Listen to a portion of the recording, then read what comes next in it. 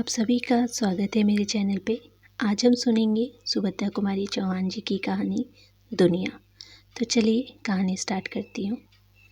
Mrs Chopra की बड़ी बड़ी आंखें सजल हो गई। उन्होंने रूंधे हुए गले से कहा, रामेश्वर बाबू, दुनिया इतनी अकृतज्ञ है, मुझे न मालूम था। इसके आगे वह कुछ बोल न सकी। मैंने संतावना देते स्वर में कहा, खैर आप इन बातों पर अब कुछ ध्यान न दें। एक सच्चे हितैषी के नाते मैंने आपको केवल सचेत कर दिया है। मैं आपके ही सामने अधिक क्या कहूँ, परंतु कभी कभी क्रोध आ जाता है और रोक नहीं रुकता। अभी निमंत्रण की लिस्ट में उन लोगों का भी नाम देखकर मैं अपने क्रोध का संवरण न कर सका और इतनी बातें आपके सामने कह दी। किंतु फिर भी मैं आपसे अंतिम निवेदन यही करूँगा कि जिसे आप अपना हितैषी समझती हैं वह आपकी भूल है। वे ही लोग जो आपके सामने बहुत खुल मिलकर सज्जनता का स्वरूप रखकर आपसे बातें करते हैं, बाहर न जाने कितनी बुरी बातें वे बकते हैं। अब तो निमंत्रण जा चुके हैं, फिर भी आप जो कुछ कहें मैं उलटफेर करने को तैयार हूँ। मिसेस चोपड़ा ने कहा। उनकी आवाज़ भारी, चेहरा विवर्ण और आंखें लाल थी। मैंने कहा, अब तो उलटफेर करना ठीक न होगा मिसेस चोपड़ा, परंतु आगे का आप ख्याल रखें। इन नर रूपी पशुओं से आप जितनी दूर रहें उतना ही अच्छा है। कहकर मैंने अपने घर की राह ली। जाड़े के दिन थे, रात के 10 बज रहे थे। अभी भी नारायण क्लब में रोशनी थी। मैंने सोचा चलकर देखूं तो सही, यहाँ इतनी रात तक क्लब में कौन कौन महाशय विराजमान है। साइकिल दरवाजे पर टिकाकर मैंने अंदर कदम रखा ही था कि मिस्टर शुक्ला दौड़कर मुझसे लिपट गए। आइए आइए रामेश्वर जी, कहिए सब कुशल है ना? आप तो बहुत दिन के बाद दिखे। मिस्टर रामलाल की आंख मारते हुए कहा, अरे भाई, आजकल तो ये बड़े घर के मेहमान हैं। हम लोगों के पास तक आने का समय इनके पास कहाँ। जब उधर से छुट्टी मिले तब ना। प्रेम नारायण ने चुटकी ली। भाई, किस्मत इसी को कहते हैं। हम लोग चक्कर ही लगाते रह गए और हजरत ने वहाँ ऐसा रंग बांधा कि अब वहाँ किसी दूसरे की पहुँच ही नहीं हो सकती। कहते कहते उसने मेरी पीठ ठोकी। किसके विषय में कटुक्तियाँ थी मैं सब समझ ली, फिर भी कुछ अनजान बनते हुए बोला, तुम लोगों की बातें मेरी समझ में नहीं आई।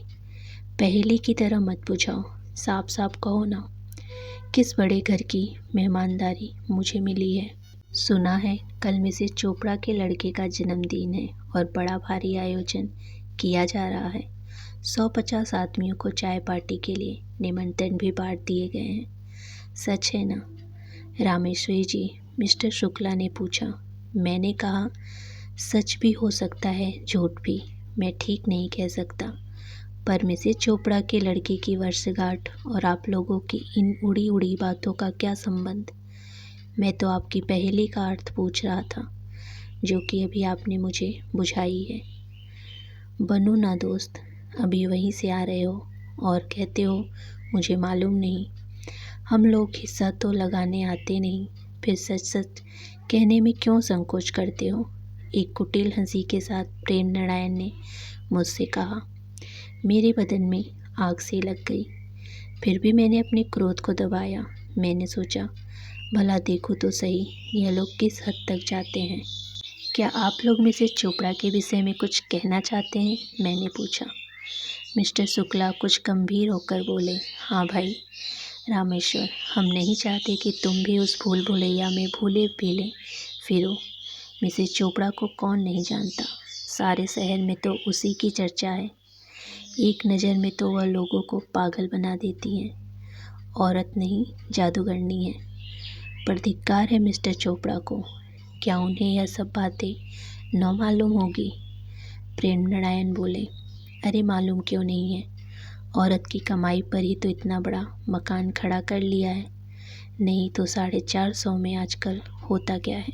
मिसेस चोपड़ा को नहीं देखते, रेशम छोड़कर दूसरी बात ही नहीं करती। देखा नहीं किस ठाठ से निकलती हैं, कपड़े सदा कीमती पहनती हैं।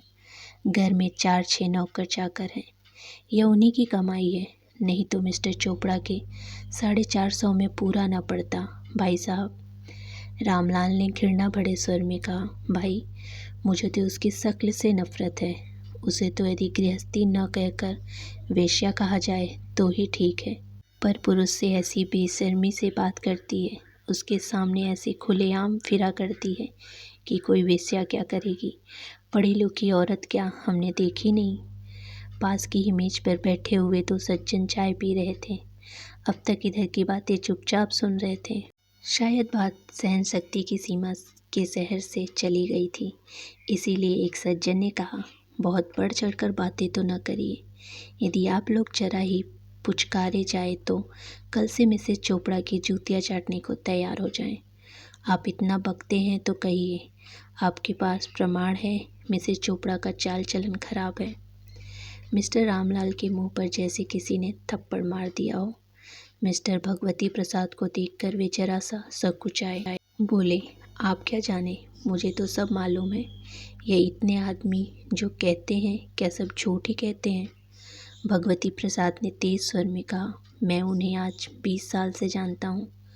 आपका जो परिचय भी उनसे नहीं है, पर मैं तो उनके साथ वर्षों रहा हूँ, एक साथ एक मकान में। हाँ, वह जिस प्रकार के वातावरण में पली है वैसा ही उनका स्वभाव भी है। पर्दा उनसे न बचपन में किया था न अब कर सकती।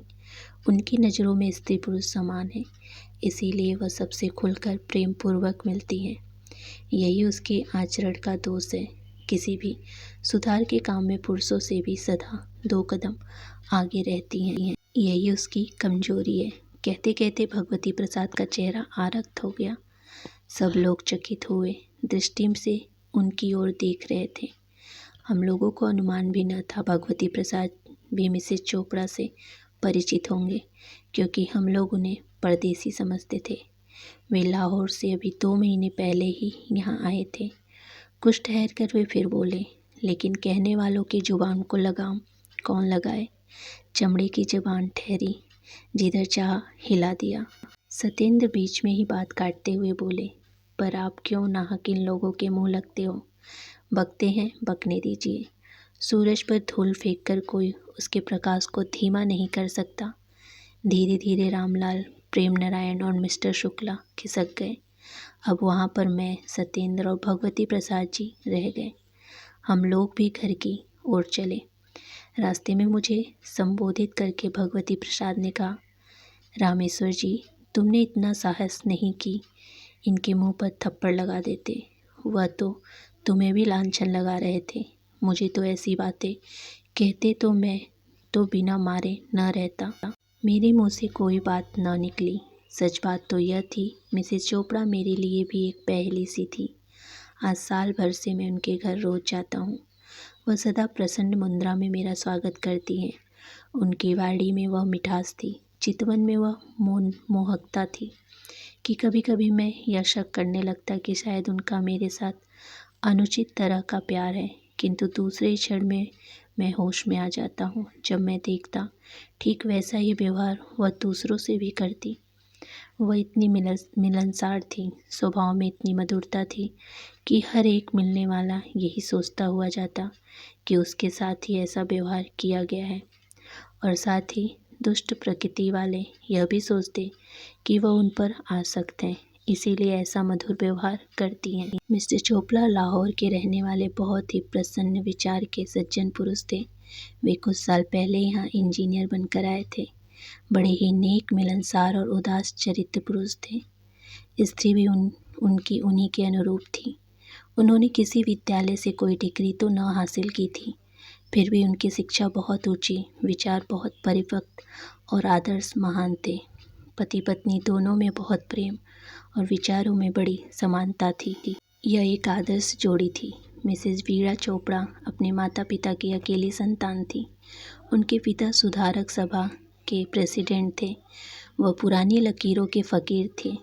वीणा अपने पिता के साथ साथ छुटपन से ही सभा सोसाइटी में जाया करती थी और अक्सर व्याख्यान भी दिया करती थी। स्त्री पुरुष उनके लिए समान थे। वह पुरुषों से भी उसी प्रकार निसंकोच भाव से मिल सकती थी जैसे स्त्रियों से, लेकिन पिछड़े हुए समाज में वीणा का इस प्रकार निसंकोच भाव से पुरुषों से मिलना, अकेली सभा सोसाइटी में चले जाना, किसी दूसरे व्यक्ति के साथ अकेली वापस आना पाप हो गया। पहले तो लोग कुछ अधिक न कह सकते थे, किंतु इधर जब से अछूतों दारिणियों सभा का निर्वाचन हुआ और शहर में इतने महानुभावों के रहते हुए भी अछूतों धारणी सभा की अध्यक्षता वीणा देवी चुनी गई और इस सिलसिले में उन्हें बहुत से व्यक्तियों से मिलना जुलना पड़ा, बहुत जगह आना जाना पड़ा। कई ऐसे व्यक्तियों से भी संपर्क रखना पड़ा जिनसे शायद वीणा कभी मिलना भी न चाहती, तो उन लोगों को खुलेआम बकने का मौका मिला जिन्हें वीणा की चाल ढाल नापसंद थी। उन्हें वीणा को दिया हुआ सम्मान फूटी आंख न सुहाता था। एक दो तीन चार नहीं, वीणा के साथ जिसने भी सहानुभूति प्रदर्शित की, जिस किसी ने उसके साथ घंटे आधे घंटे बात की, वह वीणा का प्रेमी हो गया। दूसरे दिन मिसेस चोपड़ा के यहाँ वर्षगांठ समारोह था।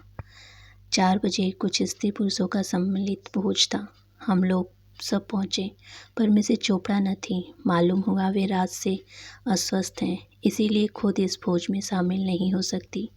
बीच में कई सज्जनों ने उनसे मिलकर सहानुभूति और धन्यवाद देना चाहा, पर मिस्टर चोपड़ा ने यह कहकर टाल दिया कि वे इस समय मिल नहीं सकेंगी। आप लोगों को आने की कृपा के लिए धन्यवाद देती हूँ। सब लोगों के जाने पर मैंने भगवती प्रसाद और सत्येंद्र से मिसेस चोपड़ा के ड्राइंग रूम में प्रवेश किया।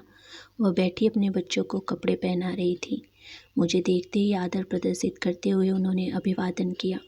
भगवती प्रसाद और सत्येंद्र को उन्होंने कुछ न कहा, पर वे लोग बहुत समीप जाकर बैठ गए। अब मैं समझा इनका संबंध कितना घनिष्ठ है। क्या सचमुच आपकी तबीयत खराब थी? भगवती प्रसाद ने पूछा। जी नहीं, पर मैं इन लोगों के पास बैठने में अपना अपमान समझती हूँ। अब तो भूल हो ही गई। अब आप देखेंगे कि मेरे यहाँ मेरे कुल इन्हीं गिने मित्रों को छोड़कर कोई दूसरा न आ सकेगा, मिसेस चोपड़ा ने गंभीर स्वर में कहा। उनके चेहरे पर कुछ ऐसी शांति, ऐसी निष्ठा और ऐसी गंभीरता थी कि हम लोगों को कुछ कहने का साहस न हुआ। वह किसी काम से अंदर चली गई।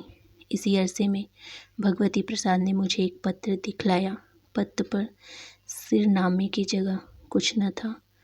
मजमून इस प्रकार था। आपसे मिलकर बड़ी प्रसन्नता हुई जी। हजार मुँह से आपकी प्रशंसा करूँ तो भी नहीं कर सकता। मैं आज आपसे आपके प्रणय की भीख मांगता हूँ।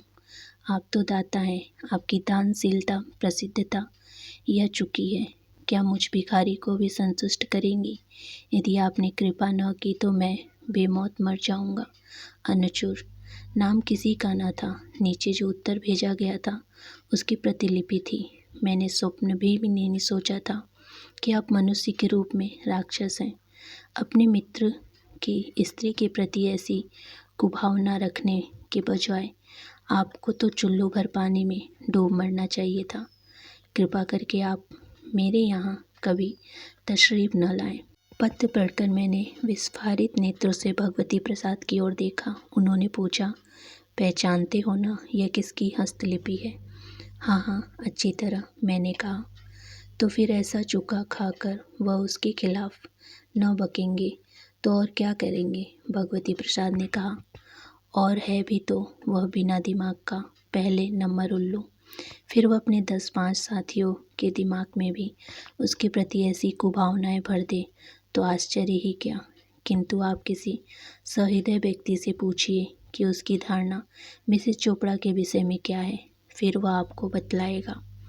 मैंने देखा कि भगवती प्रसाद की बातें अक्षरश सत्य थी। अपना शक मिटाने के लिए, अपना खिसियानापन दूर करने के लिए मनुष्य की पाशविक प्रवृत्तियां नीचे से नीचे काम करने में भी नहीं हिचकती। मिसेस चोपड़ा ने प्रवेश करते हुए कहा, यह किसकी जन्मपत्ति देखी जा रही है? मिस्टर शुक्ला की, सत्येंद्र ने हंसते हुए कहा। तो ये थी सुभद्रा कुमारी चौहान की एक छोटी सी कहानी। कहानी पसंद आई हो तो वीडियो को लाइक शेयर और चैनल को सब्सक्राइब जरूर कीजिएगा। धन्यवाद।